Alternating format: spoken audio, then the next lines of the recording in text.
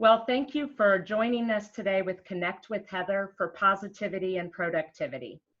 Have you been looking for something to do in our community or a way to help in our community?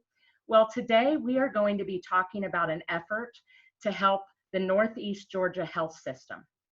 Before I introduce our guest, let me first thank our past guests, Brian Boozer with Prime Pest Solutions, and Brian and Jennifer Ellenberg with Buford Elite. If you've missed us, please contact our replays or connect with us at WMT Global Properties or Social Distancing Connects.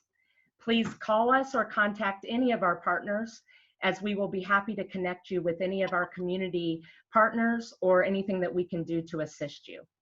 Well, today I'm very excited to give a warm welcome to Steve Walton, the campus pastor for the Buford campus of 12 Stone Church. Want to just welcome you, Steve. Hey, it's good to be here, Heather. Thanks for the invite. Absolutely. Thank you so much. Well, Steve, I know that the Buford campus of 12 Stone started 5 years ago. Mm-hmm. And how long have you been with 12 Stone? Yeah, so I actually started about 8 years ago.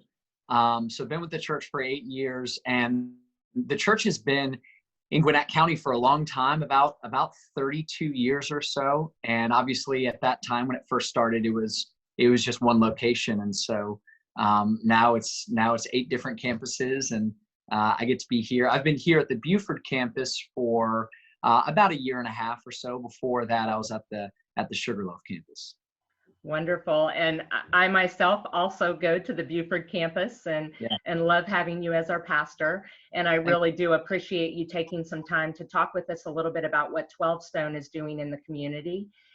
Before we start to talk a little bit about what we're doing for Northeast Georgia health systems, would you take a minute to talk a little bit about what 12 Stone is doing through this time and how they're serving the community in the aspects of our services?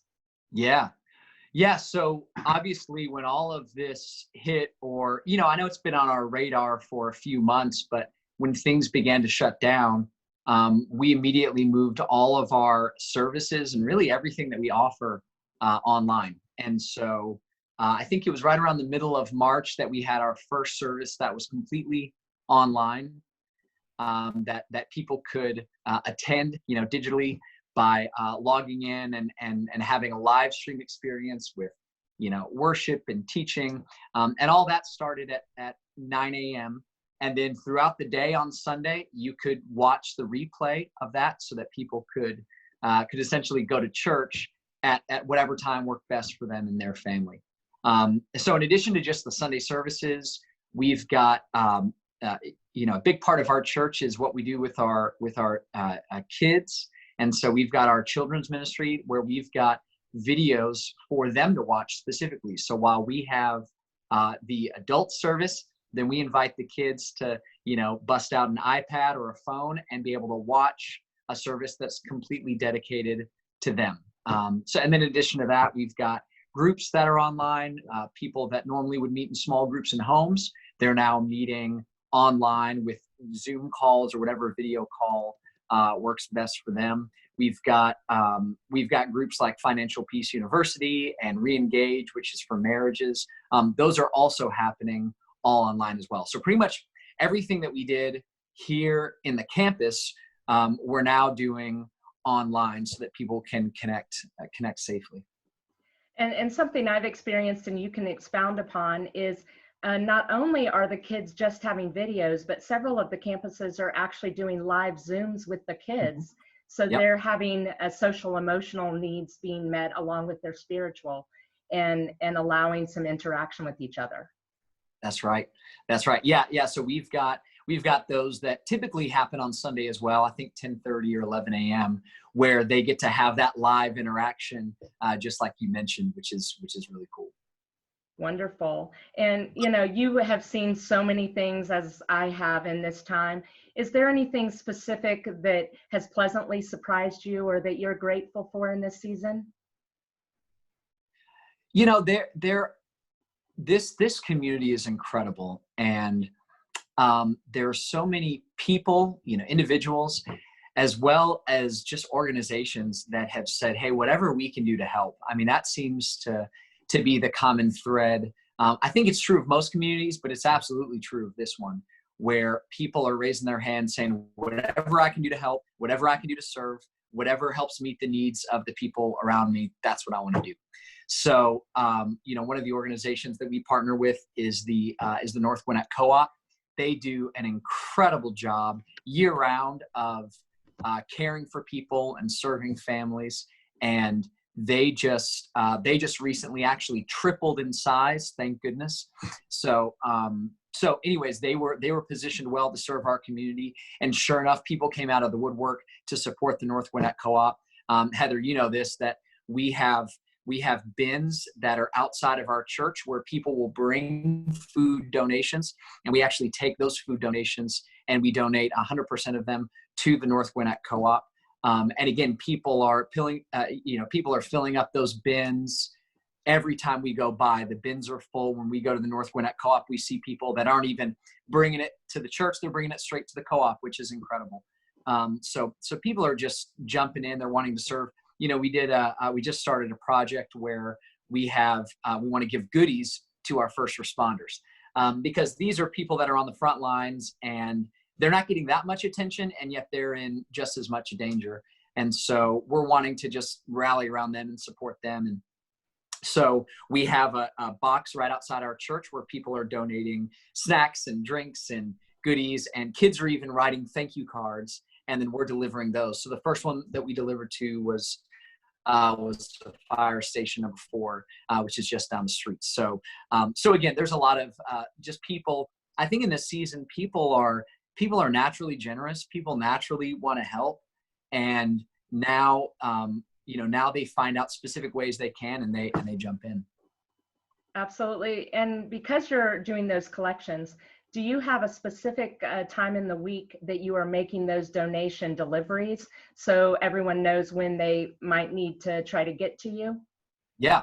Well, so we, right now our rhythm is Monday and Thursday. So Monday and Thursday, we'll check the bins and load up the car and take it to the North Gwinnett Co-op. So normally Tuesday morning, the bins are empty because we had just done a donation. Same thing with Friday morning. Okay. And now that you've talked about some of the goodies that we're doing for first responders, and leading into the next thing we're doing for the community is the PPE gowns for Northeast Georgia Health Systems. So I would love for you to share and possibly show us what you guys are doing with that. But before we start that, would you be able to give us some contact information, so if anyone does want to join, they can either send a comment when they view our program, or someone that they can contact that they might be able to participate. And I also understand there might be an age range that you're looking for to be able to assist. So is that something you could go ahead and talk about? Yeah, absolutely. Yeah, so we are, this thing has grown in a really good way, and I'll talk about that in just a little bit. So we're currently getting a website together where you can jump in and serve. Up to this point, we really just gave the opportunity to some of our volunteers, where we said, hey, this is an opportunity for those that have already been serving in the church. And again, like we'll talk about, this has grown even more. So website isn't quite done yet, but you can always go to 12stone.com, and as soon as that's ready, it'll show up under the areas to volunteer as well. But, this is something that we found out about maybe 3 weeks ago, where we learned that, I think this is true for a lot of hospitals, but it's definitely true for, Northeast Georgia. They were running out of these PPE gowns. And part of the reason is, for safety's sake, when you see a patient, you want to make sure that you're protected. And so instead of changing out your scrubs every time, you put on a little protective gown over your scrubs. Well, once you're done with that patient, when you go to the next patient, if they had COVID-19, you would want to make sure you don't pass it to the next patient. So you would change out of that gown, put on another gown, go see that patient. Well, even if you had to go back to the first patient, you got to change your PPE gown again. And so Northeast Georgia was burning through about 4,500 gowns a day. So almost 5,000 gowns a day that these healthcare workers, again, for their safety, and thank goodness they're on the front lines and they're caring for people. So we're so grateful for their sacrifice, but there's a really big need. And it was a need that they were unable to keep up with, meaning sometimes, these nurses had to make really tough decisions about how to care for patients and how to wear these PPE gowns or even reuse the PPE gowns because they were running through so many. So this project started off at our Hamilton Mill campus, where a nurse found a way to create PPE gowns using painter's plastic, some heat guns, and scissors. And so no sewing involved. You get to, the joke I always make is, this is really great for guys because you get to make gowns with guns and knives. So it's like, there you go. Come on, that's perfect. So anyways, found a way to do it. And so these nurses said, we want to help our own essentially, but we need a place to make these gowns because obviously of the CDC requirements, you got to have 6 feet apart. So they reached out to the Hamilton Mill campus, said, can we make our gowns at your campus? Which of course our answer is absolutely. And as soon as we heard about that, we said, wait, why not see if there's ways that we can proactively not only allow nurses to come in our buildings and make the gowns, but what if we made the gowns for these nurses? So that became our project. And thankfully, Northeast Georgia actually reached out to us. Now that they were getting a few gowns, they said, hey, would you guys be willing to do more? Which is, again, that's what I love about this community is we're reaching out to one another. We're caring for one another. We're leaning on one another. And again, as the church, we want to help. One of the phrases that I say is we want to be the church, right? We want to be the church community. So this was a practical way we could be the church, but the problem was we didn't have enough plastic. And so initially it looked like maybe we could help out with about 2,000 gowns or so. That's all the plastic that we had. And then out of nowhere, and I'll add this just since I'm a person of faith, I think God had a little something to do with it, where we then got enough plastic to make 27,000 gowns, which is a lot. So as soon as that happened, we said, this is great. Not only can the Buford campus do this, but now every campus could do this. So for the past week, all of our campuses have traded our worship space from being a place where we engage in worship and teaching to be a place where we clear out the chairs, and you'll see it in just a moment. We clear out the chairs and we make these PPE gowns. And so we are on track to hopefully by about May 15th or so, create 27,000 gowns that we can give to the to Northeast Georgia. And just so you know, what we do is every day, every campus makes them.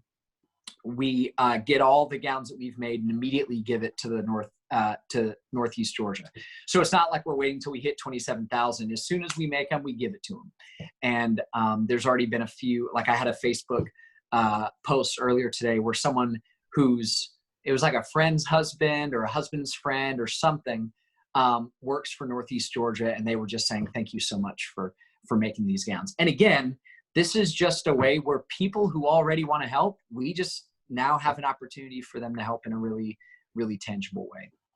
Absolutely. And we saw in a previous video that you and I had shared was Northeast Georgia showed us that their masks and the general equipment that they're using, they're now having each of their employees bag them personally so they can reuse them another time. Yep. So we know that, they're all on the front lines. We continue to pray for them, but this is an opportunity for those of us who can. Is there an age group that could volunteer for this? Yeah, thanks for asking. So because we're working with scissors and some of the campuses are using X-Acto knives, we prefer 14 and over. And then, we've got about 5 or 6 requirements where obviously if you're feeling sick, please don't come. If you've got someone at your house who's who is at risk, please don't come. We want to make sure that everyone is kind of above reproach when it comes to coming and volunteering. And then obviously, if you're in the older category that's considered high risk, And, we've got a lot of people that have reached out to me and said, if I wasn't in that category, I would be there. And we totally understand. So in general, the age range I usually think of is 14 to 60 is about the age range. Again, assuming that you're healthy, not at risk, and not living with someone who is at risk. Okay, wonderful. Well, is there anything else you'd like to add, or would you like to show us around? Yeah, let me show you around. So I'll go ahead and preface it with this. We're making gowns for hospital workers. And so what we do right out the gate is everyone that comes in, we train them on safety protocol. So I've got my mask here and I'm going to put it on in just a second. And the rule is you don't enter in the room until you have a mask on, and you don't do any work until you have gloves on. And here's the assumption that we make. And obviously we make sure that everyone that walks in is healthy, but we all make the assumption that we have COVID-19. And so we want to protect the gowns from COVID-19. And the way to protect it is you wash your hands, put on a mask, wash your hands, put on gloves, and then go to work. And if you adjust your mask, you got to take off those gloves, wash your hands, put on another pair of gloves. And that way we can be absolutely certain that every single one of these gowns that we're giving our healthcare workers are completely safe. So anyways, when we walk in, you'll see everyone wearing masks and gloves. And I'm going to go ahead and put mine on as well so you can see that. And I'll take you to the worship center. Sounds great. All right. So I'm not too good at doing a two-handed or a one-handed mask put on. So I'm gonna lay down for a second. And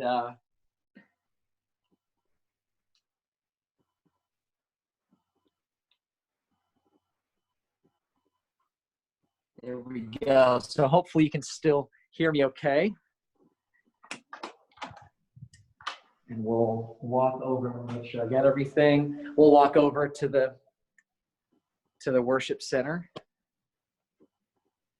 And sticking with the CDC guidelines, we make sure that there's never more than 10 people and we have a sign-up link, so never more than 10 people that are there. Sometimes we've got music going, so you could hear some music as people are making the gowns.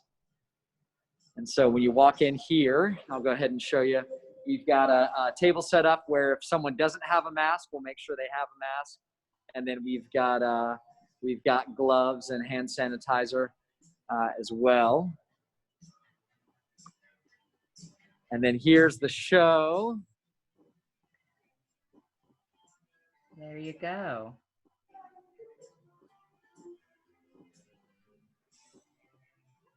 All right, I've got my friend Sierra here. Hello. And she's making some gowns. Hey, Anna, how you doing?